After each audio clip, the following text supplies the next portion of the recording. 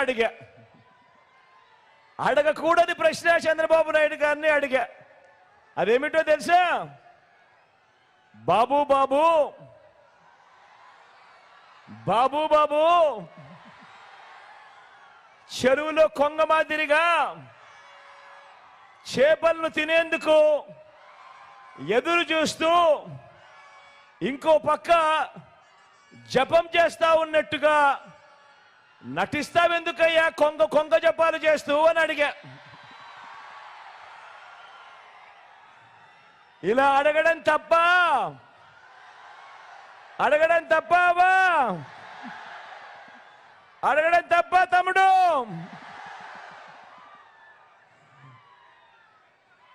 మరి బాబు, మరి చంద్రబాబు, నీ పేరు చెబితే పేదలకు గుర్తుకు వచ్చే స్కీమ్ ఏదైనా కూడా ఒక్కటంటే ఒక్కటైనా ఉందా అని చంద్రబాబు నాయుడు గారిని అడిగా. నీ పేరు చెబితే పేదలకు గుర్తుకొచ్చే ఒక్కటంటే ఒక్క మంచైనా ఉందా అని చంద్రబాబు నాయుడు గారిని అడిగా. ఆయన చేసిన మంచి ఏ పేదలకు గుర్తుకు రాకపోగా చంద్రబాబు పేరు చెబితే మాత్రం గుర్తుకొచ్చేటివి ఏమిటో తెలుసా?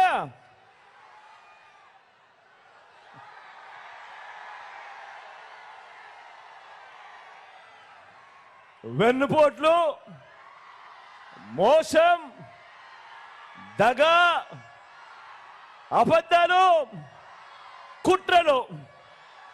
ఇవి మాత్రం చంద్రబాబు పేరు చెబితే ఎవరికైనా కూడా గుర్తుకొచ్చేటివి. అదే మాదిరిగా దత్తపుత్ర దత్తపుత్ర దత్తపుత్ర దత్తపుత్ర పెళ్లికి ముందు పవిత్రమైన హామీలిచ్చి పిల్లలను పుట్టించి పెళ్లి కాగానే 4 ఏళ్లకు ఒకసారి 5 ఏళ్లకు ఒకసారి కార్లు మార్చేసినట్టుగా భార్యలను వదిలేసి ఇప్పుడు నియోజకవర్గాల్ని కూడా అలవోకగా వదిలేస్తా ఉన్నావు. ఏం మనిషివయ్యా నువ్వు అని చెప్పి ఆయనను అడిగా. అందుకే దత్తపుత్రుల్లో కూడా ఈ మధ్య కాలంలో బీపీ బాగా కనిపిస్తా ఉంటది. అయ్యా దత్తపుత్ర, ఒకసారి చేస్తే పొరపాటు, మళ్ళీ మళ్ళీ చేస్తే దాన్ని అలవాటు అంటారయ్యా దత్తపుత్ర. పవిత్రమైన సాంప్రదాయాన్ని నడి రోడ్డు మీదకి తీసుకురావడము, ఆడవాళ్ళ జీవితాలను చులకనగా చూపించడము ఘోరమైన తప్పు కాదా అని అడుగుతా ఉన్నాను. ఇది నేను అడిగితే తప్పు అట. నిన్ను చూసి ఇదే తప్పు ప్రతి ఒక్కరూ కూడా చేయడం మొదలు పెడితే, ఇలా 5 ఏళ్లకు ఒకసారి 4 ఏళ్లకు ఒకసారి భార్యలను మార్చడం మొదలు పెడితే అక్క చెల్లెమ్మల బ్రతుకులేం కావాలి అని కనీసం ఆలోచన కూడా చేయని ఈ పెద్ద మనిషిని నువ్వు చేస్తా ఉన్నది తప్పు కదయా అని అంటే చాలు, ఆ పెద్ద మనిషిలో కూడా బీపీ విపరీతంగా పెరిగిపోతుంది. ఇలా ఇలా ఇలా ఊగిపోతా ఉంటాడు. చేతులు ఊపేస్తాడు, కాళ్ళు ఊపేస్తాడు, తల ఊపేస్తాడు, అన్ని ఊపేస్తాడు. ఆయన బీపీని అసలు తట్టుకోలేము.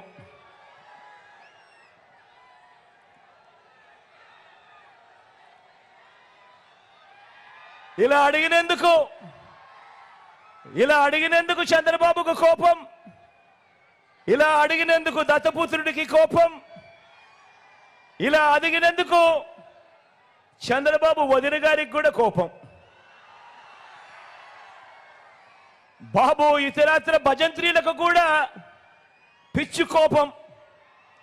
వీళ్ళంతా కూడా ఊగిపోతా ఉంటారు. ఎప్పుడైనా మీరే కనిపిస్తూ ఉంటారు.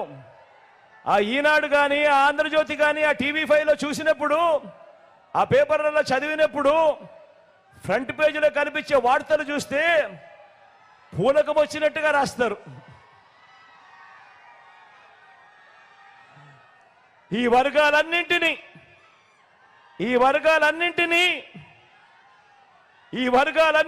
కూడా నువ్వు ఎలా ముంచావు అంటే చెప్పడానికి చంద్రబాబు నాయుడు గారిని ఉద్దేశించి మాట్లాడితే, ఈ చంద్రబాబు నాయుడు గారికి ఎందుకు ఇంత కోపం వస్తూ ఉంది అని అంటే, ఎందుకు దత్తపుత్రుడికి ఇంత కోపం వస్తూ ఉంది అని అంటే, ఎందుకు చంద్రబాబు బాజా బతంత్రీలకి ఇంత కోపం వస్తూ ఉంది అని అంటే, కారణం ఈ వర్గాలన్నింటినీ, ఈ పేదలను, నా అక్క చెల్లెమ్మలను, సామాజిక వర్గాలను, పిల్లలను, అవ్వ తాతలను, రైతన్నలను, ఈ వర్గాలన్నింటినీ కూడా నువ్వెలా ముంచావంటే చెప్పడానికి బోలెడన్ని ఉదాహరణలన్నీ కూడా కనిపిస్తాయి. చేసిన మంచి మాత్రం చెప్పడానికి ఏ ఉదాహరణలు కూడా కనిపించవు. ఇదే పెద్ద మనిషి చంద్రబాబు నాయుడు నేను అడుగుతా ఉన్నా. కాబట్టే ప్రజలిచ్చిన అధికారాన్ని ప్రజల కోసం ఏనాడు కూడా ఈ పెద్ద మనిషి చంద్రబాబు నాయుడు గారు ఉపయోగించలేదు. కాబట్టే ఈ 75 ఏళ్ల వయసులో కూడా కుట్రల్ని, కుతంత్రాలని, అబద్ధాలని, మోసాలని, వెన్నుపోట్లని, పొత్తుల్ని నమ్ముకొని ఈరోజు చంద్రబాబు నాయుడు గారు రాజకీయాలు చేయాల్సి వస్తూ ఉంది. కారణం 14 ఏళ్ళు ముఖ్యమంత్రిగా ఉన్నా కూడా ఆయన పేరు చెబితే ఏ పేదవాడికి కూడా ఆయన చేసిన మంచి ఒక్కటంటే ఒక్కటి కూడా గుర్తుకు రాదు. కాబట్టి ఈ పెద్ద మనిషి చంద్రబాబు నాయుడు గారు తన బ్రతుకంతా కూడా, తన జీవితం అంతా కూడా ఈ మాదిరిగా మోసాలు, అబద్ధాలు, కుట్రలు, వెన్నుపోట్లతో, పొత్తులతో రాజకీయాలు చేస్తా ఉన్నాడు. జగన్ అన్ని వర్గాలకు మంచి చేశాడు కాబట్టే, మీ బిడ్డ అన్ని వర్గాలకు మంచి చేశాడు కాబట్టే, ఈ పేదలకు మంచి చేసిన ఈ ఒక్క జగన్కు వ్యతిరేకంగా, పేదలకు మంచి చేసిన ఈ ఒక్క జగన్కు వ్యతిరేకంగా జనం మద్దతు లేని ఈ చంద్రబాబు ఒక ఈనాడు, ఒక ఆంధ్రజ్యోతి